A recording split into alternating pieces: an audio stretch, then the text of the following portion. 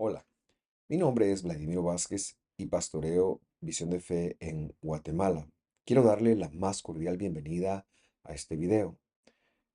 En nuestra iglesia hemos entendido que los apóstoles en Hechos enviaron a aquellos creyentes que venían del mundo gentil a estudiar las predicaciones de Moisés que en ese momento histórico se hacían semana a semana.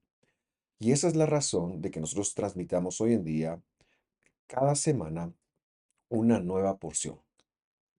Mi deseo es que esto pueda colaborar como un manual para el creyente del siglo XXI. Que Dios lo bendiga y gracias por sintonizar.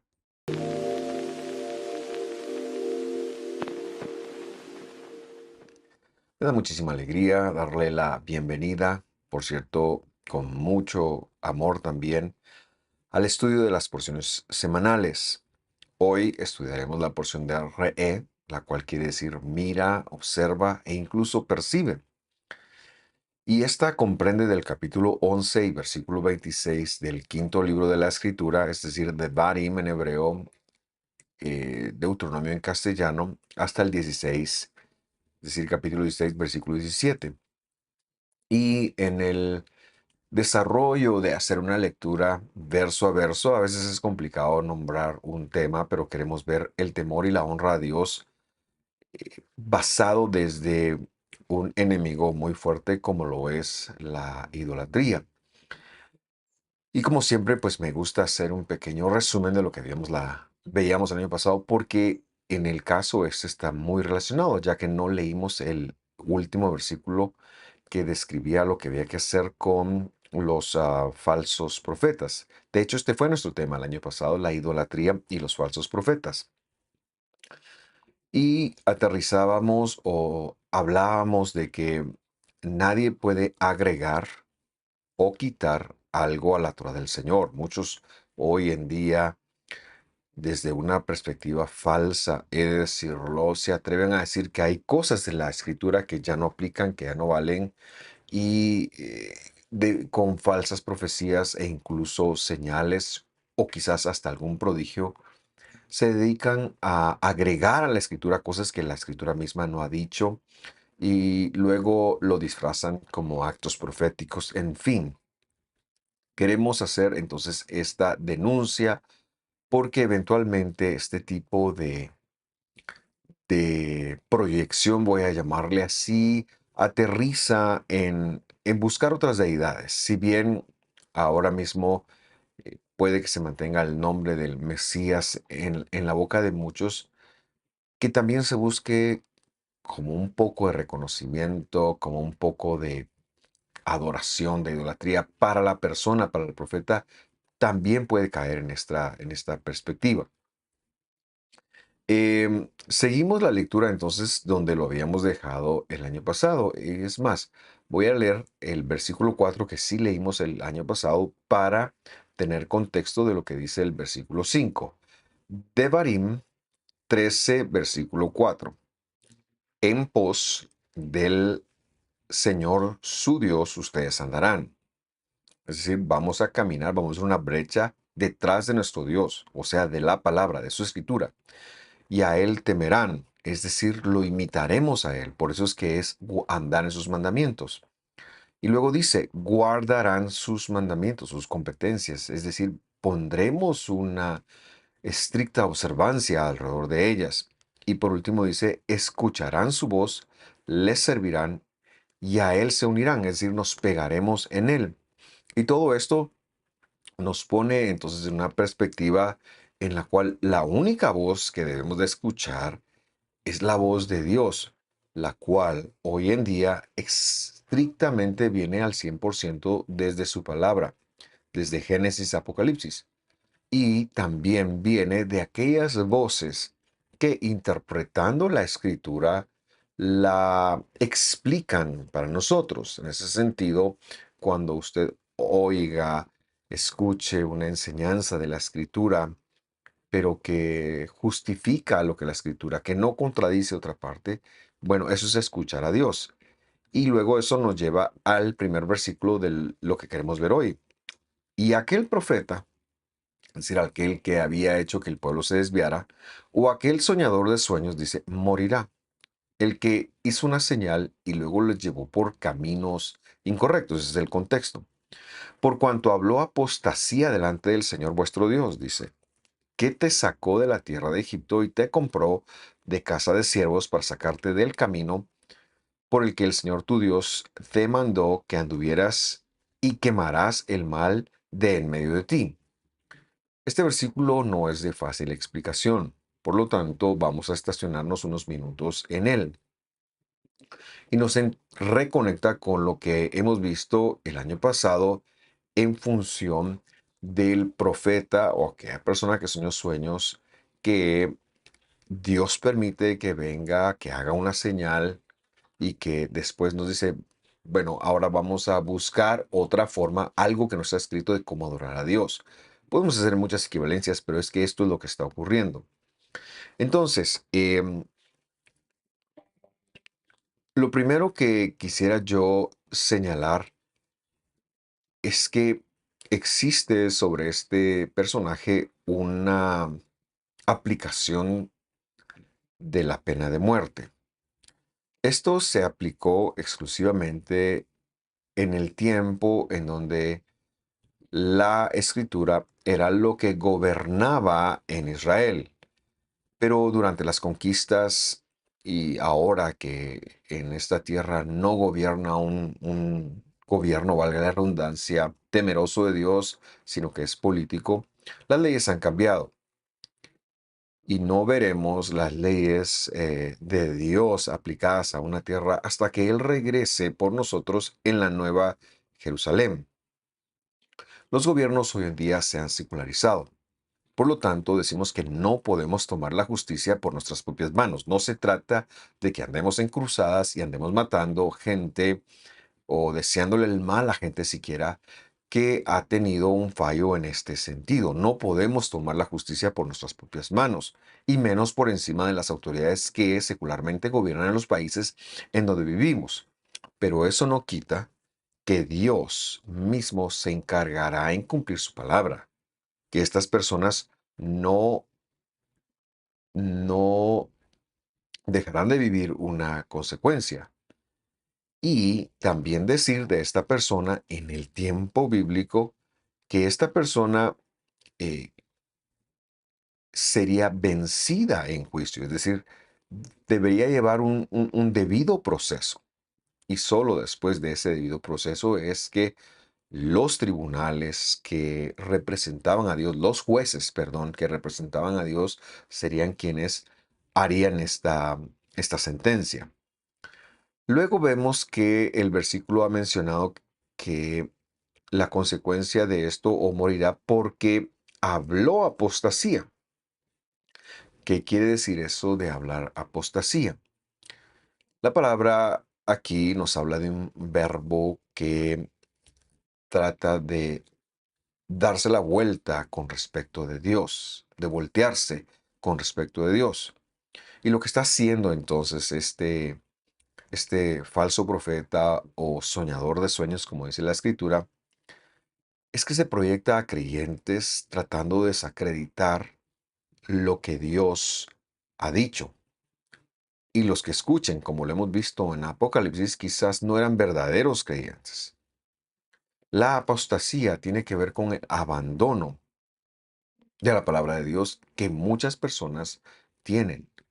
Por eso es que la Biblia ha enseñado que no es digno de él quien tomando el arado lo deje por un lado. Y la idea es que el salvo está siempre conectado a Dios. Aunque peque, aunque caiga el salvo, perdón, no tiene una forma de apartarse de Dios. Al contrario, el salvo verá por siempre seguir a Dios. Y esto es un problema porque esta persona no habló apostasía o de apartarse o intentar apartar a otros contra una religión, sino es contra el atributo de la justicia, porque Dios mismo es el Todopoderoso que ha sacado a su pueblo de Egipto. Y aquí menciona otro punto, porque dice, Él fue el que te compró. Creo que traducen muchas, este lo cambié yo porque está la palabra pidión acá. En hebreo, esto denota una compra.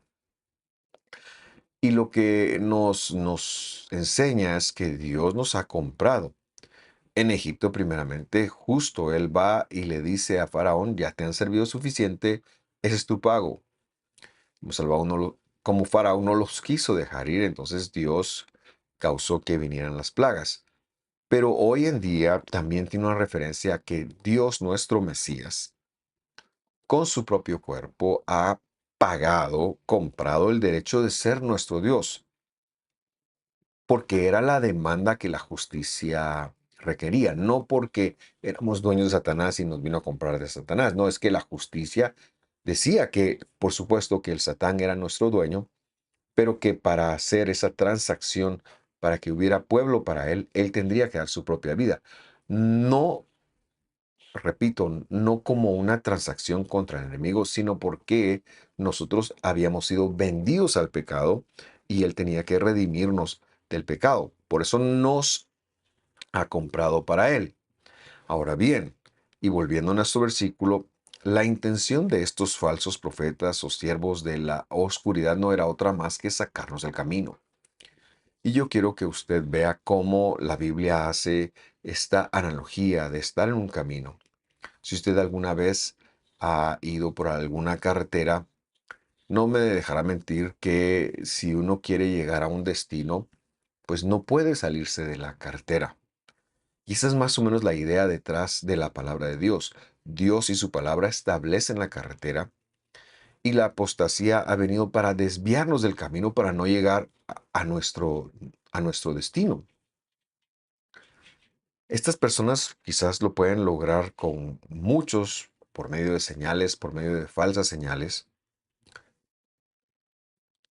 pero lo importante es entender que ese camino refleja la escritura de Dios. Nadie que nos lleve a anular ninguno de los mandamientos lo hace en nombre de Dios. Aunque lo haga un pastor, lo haga un profeta o lo haga un autodenominado apóstol, diciendo que viene de Dios. El propósito entonces de estas personas es desviarnos del camino trazado.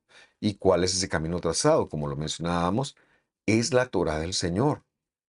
Por lo tanto, incluso debemos de cuidarnos hoy en día cuando alguien nos quiera invitar a dejar de observar algo de la Biblia o quiera poner una carga de hombres en nosotros. Lo bíblico, todo. Lo humano hay que filtrarlo. Y cuando nos demos cuenta que lo humano produce una apostasía, produce un abandono a las costumbres, al camino de la escritura, inmediatamente detenerlo. ¿Por qué? Porque Dios ha establecido un camino para usted y para mí. Hay un orden que Dios nos ha pedido y en el cual nos ha venido educando. Dios está compartiendo su educación con nosotros, perdón, y la idea de Dios es que nos volvamos fieles en este proceso. Esto es lo que han querido ver en el Evangelio, en el Nuevo Testamento, con la palabra fe, que no es una creencia, es una práctica. Es una práctica de la educación divina. De eso se trata precisamente la vida del creyente, no tanto de ejercicios mentales de positivos con respecto a las promesas de Dios, no, se trata de caminar en su palabra, se trata de vivir en sus competencias, se trata de vivir en los atributos de Dios, en los rasgos de carácter de Dios que son sus mandamientos. Y normalmente hay muchos que quieren sacarnos de estos caminos. El versículo ataca diciendo algo y deja una orden. Dicen o traducen, quitarás de en medio de ti el mal, pero literalmente dice quemarás. El verbo que usa ahí es quemar. Harás arder el mal en medio de ti. Y esto es congruente con cuál debe ser nuestra respuesta para la idolatría y la apostasía. Recordemos que la idolatría era uno de los primeros tres pecados que evidenciaban que si una persona era idólatra por demás de cualquier deidad, no ha vivido, no tiene Espíritu Santo, no ha vivido la regeneración, no ha vivido la transformación. Y eso es lo que hay que quemar de nosotros. No podemos negociar ni siquiera un centímetro al respecto. Con el mal, con lo que se conoce como la maldad encarnada, no se puede negociar. No se puede hacer algo.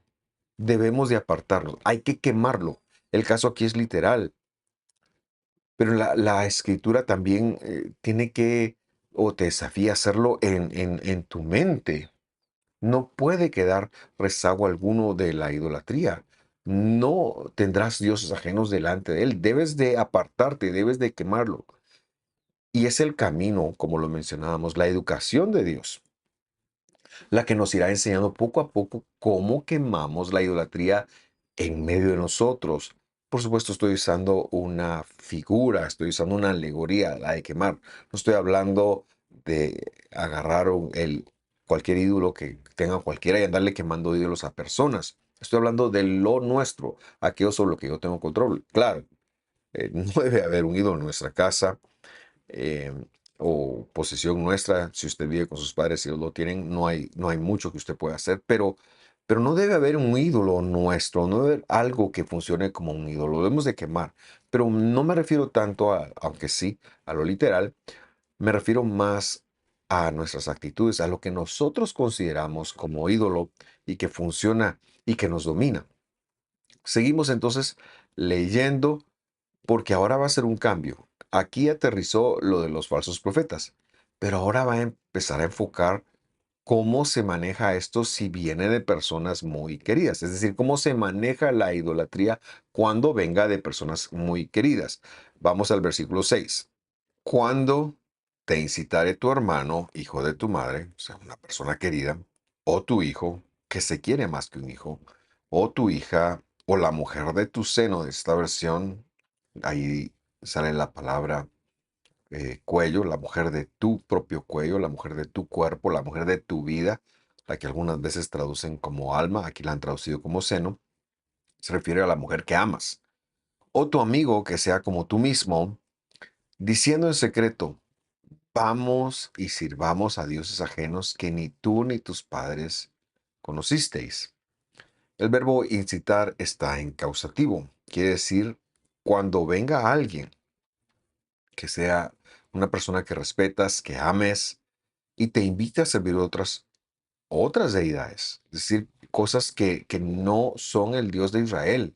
Es que el Dios de Israel exige que Él y solo Él sea el que esté en el trono de nuestro corazón. Solo Él hay que imitar. Y por eso nosotros relacionamos mucho el temor a Dios como con la imitación a Dios, con el ser como Dios, con el renunciar, temer a Dios es imitarlo y es renunciar, voy a decirlo así, a tener otro modelo de vida, a que sea la escritura lo más importante, el núcleo de los valores de los cuales nosotros partimos.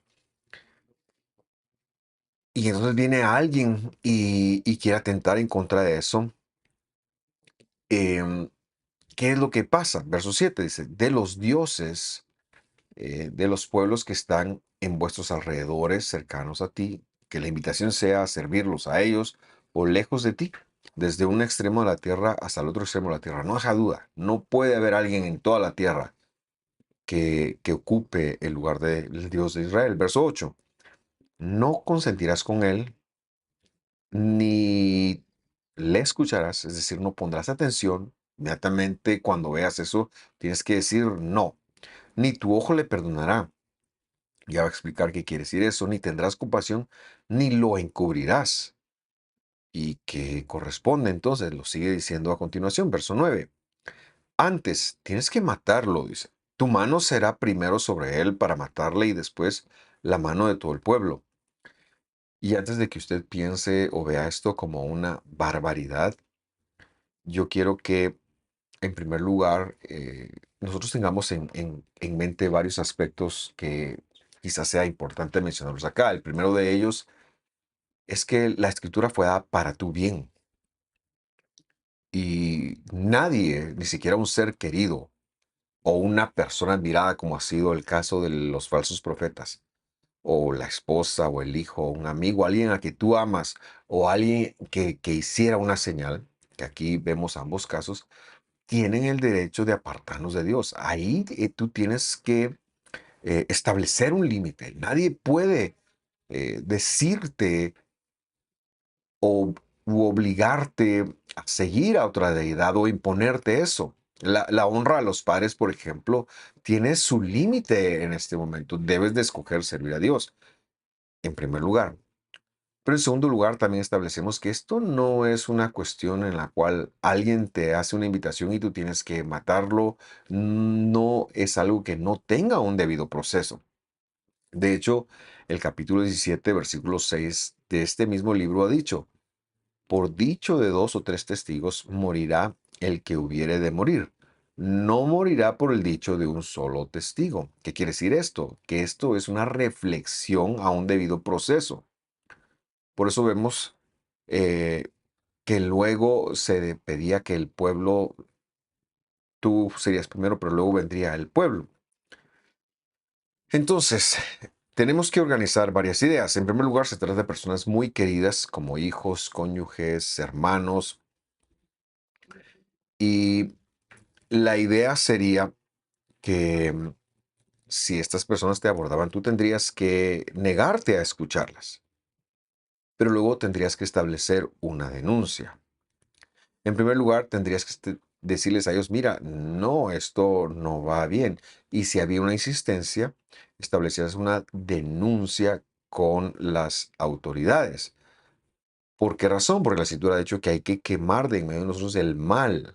Y no me refiero al aspecto físico ahora, si estoy hablando propiamente de la alegoría de no permitir que, aunque sea un ser querido, muy querido, te envenene en contra de la palabra de Dios. Debes de quemar esa información. Creo yo que es una mejor forma de ponerlo. Pero luego debes de establecer una denuncia. Hoy en día no es que nosotros podamos, como lo dije hace unos instantes, matar a nadie. No es que debamos de tomar la justicia por nuestras propias manos, es que Dios se va a encargar. Y para hoy, para nosotros hoy en día, esto implicaría tan solo no permitir que esa información cuadre o se ubique dentro de nosotros, sea de alguien que salga en la televisión que no conozcamos, que haga algún prodigio. Este es el caso del profeta, o sea de un ser querido, o sea de algo que veas hoy que vemos tanta gente haciendo tantas cosas, que un ser querido o que un ser respetado o que alguien en esta misma plataforma haga un milagro que te invite a seguir a otros dioses, porque la oscuridad puede hacer milagros, porque Satanás tiene poder para hacer cosas aparentemente milagrosas. Pero no podemos irnos con eso, tenemos que irnos con la escritura, tenemos que llevar una denuncia. Y la idea hoy en día es que tú lo denuncies en tu corazón y que te apartes de o que quemes esta información en tu mente y que sea Dios el que se encargue de, de ver qué va a pasar. Ahora, ¿qué hacían estas personas? Cuando se le advertía al hijo o al cónyuge: mira, eso no está bien porque Dios está primero. Eso es lo que significa que Dios esté primero. Si la persona no desistía, no se arrepentía, entonces tenía que haber una denuncia, tenía que haber una investigación. Y solo cuando los jueces le condenaban a muerte es que puede darse esto de tu mano será primero contra él. Y luego el versículo 10 lo complementa porque dice: y has de apedrearlo con piedras y morirá. Por cuanto procuró sacarte, dice literalmente, del Señor tu Dios. Tú estás contenido en Dios, tú eres un seguidor de Dios. Y cuando alguien viene esto es que está tentando contra tu vida eterna. Está tentando contra ti. Está intentando sacarte del Señor tu Dios, del Mesías que te salvó, que te hizo salir de la tierra de Egipto, de casa de servidumbre. Verso 11. Para que todo Israel oiga y tema, y no agreguen, dice literalmente, a hacer semejante maldad en medio de ti. La idea es que el peor mal que puede haber es que alguien que está contigo dentro de ti procure, ya sea por una falsa demostración de milagros, aunque los milagros sean reales, o bien por el amor o el respeto que se tiene, sacarte de estar en el camino del Señor, porque Él fue el que te compró. Eso sería un robo en sí mismo, porque nosotros le pertenecemos a Él.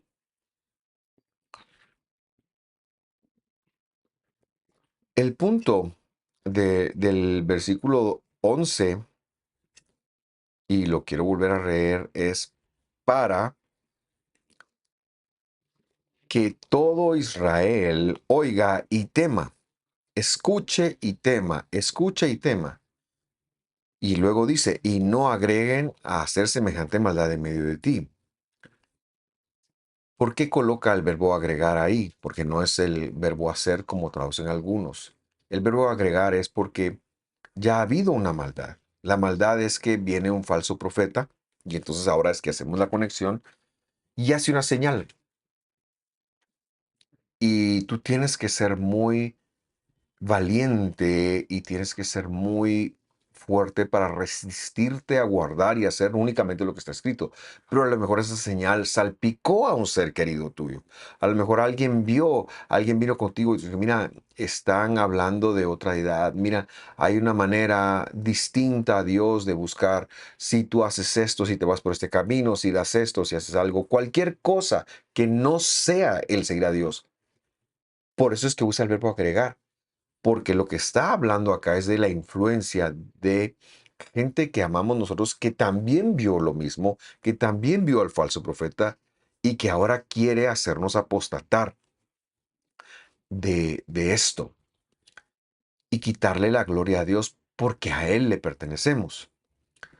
Vamos a ver esto vivido un poco en el Evangelio y de una vez agregaremos el efecto mesiánico, es decir, el efecto de nuestro Señor Jesús y Dios. En Lucas 5 hay una historia de Jesús en una casa y él está enseñando. Y luego se ve como hay cuatro personas que tienen un amigo que es paralítico y que lo van a llevar, pero el problema es que la casa está tan llena que no van a poderlo hacer allí. ¿Por qué lo llevan? Porque Dios se los puso en el corazón.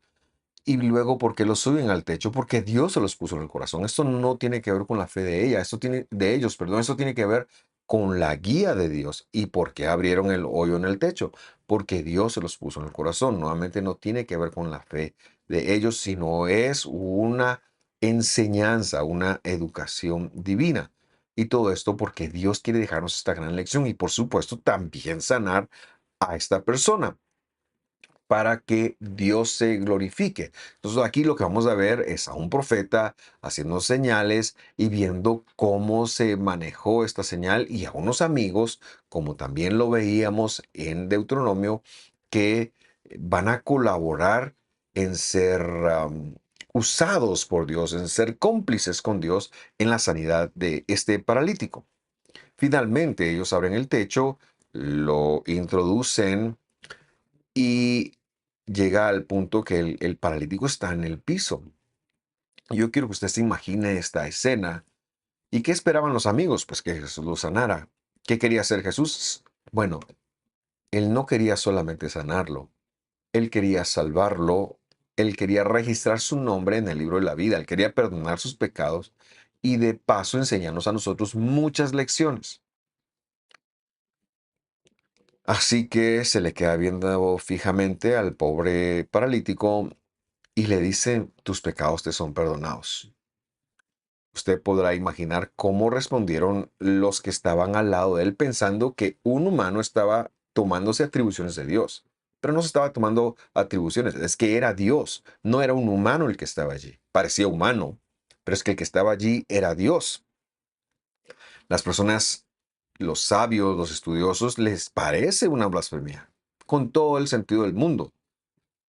Pero es que él estaba demostrando que el que estaba acá, o por lo menos también es otra lección que se logra ver acá, que el que vino no fue un ángel, que el que vino no fue alguien que no era el Dios mismo, el Reina Valera, el Jehová mismo, el Hashem mismo es el que ha venido.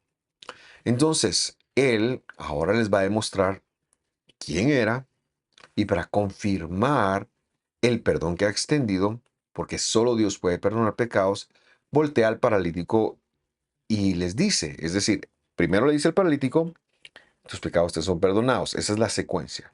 Luego él ve la reacción del público y que dicen, este hombre está blasfemando. Nadie puede perdonar pecados, solo Dios. Cuando él conecta esto, él les dice, para que ustedes sepan que yo sí puedo perdonar pecados, vean.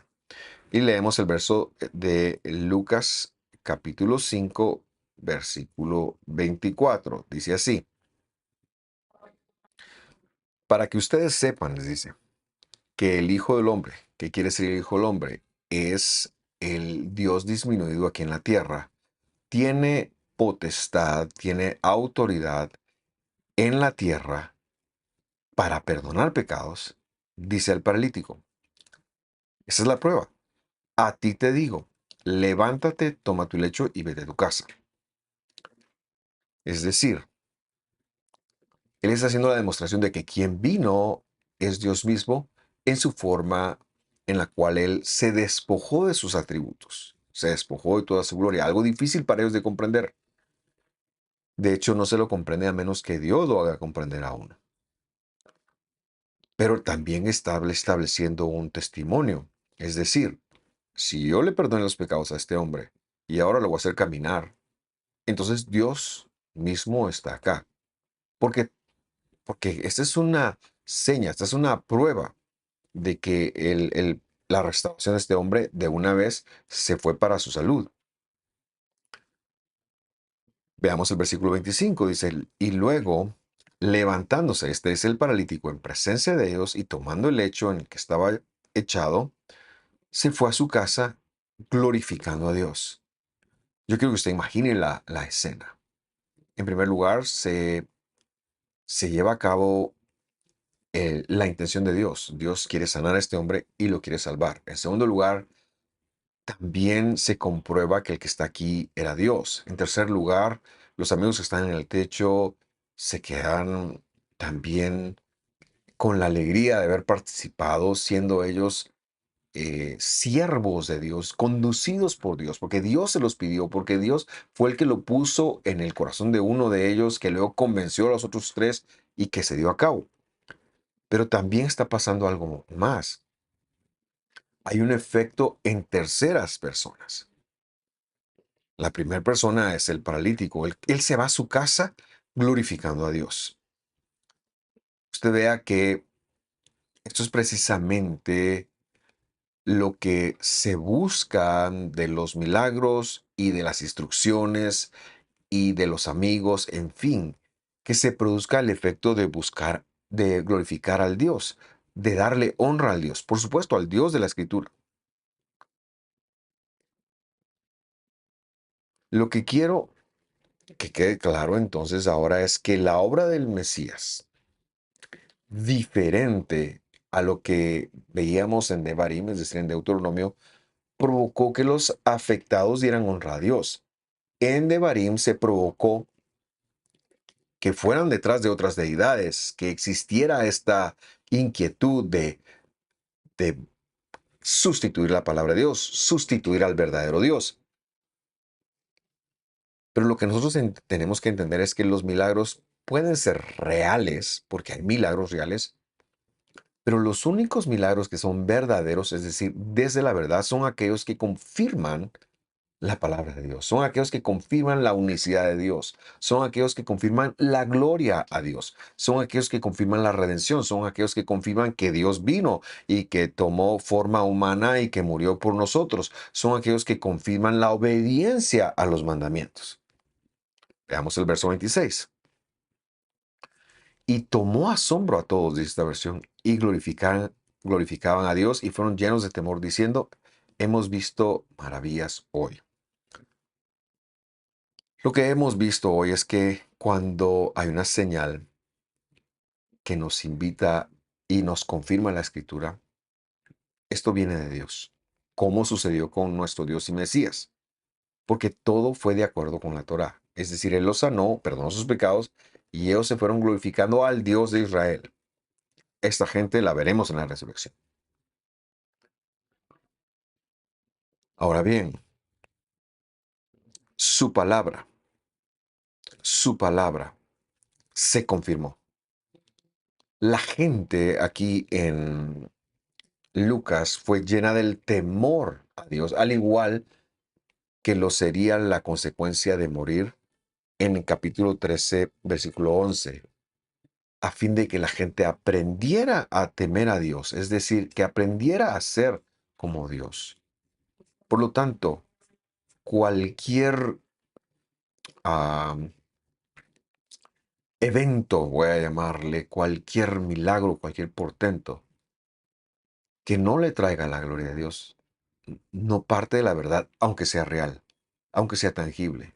Cualquier evento que nos aleja de la palabra de Dios, cualquier pastor o ministro que haga un mensaje y que luego diga, no, es que ya no tiene que guardar lo que está escrito, no viene de Dios.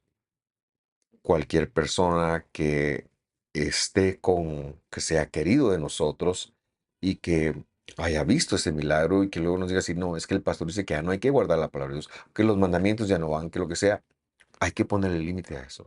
De eso se trata nuestra porción y la evidencia la traemos desde el Evangelio. Yo le agradezco por sintonizar. Espero que esté muy bien, que Dios lo bendiga y nos vemos la próxima semana con el favor de Dios. Hasta pronto.